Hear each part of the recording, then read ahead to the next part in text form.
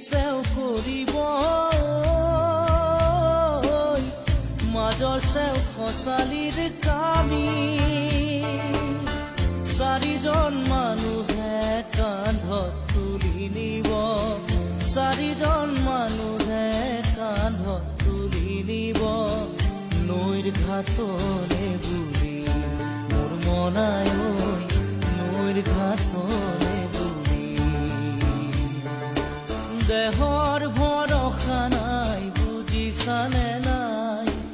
দেহৰ ভৰসা নাই বুজিছানে নাই আজি হাঁহি আছো ক'বতো নোৱাৰো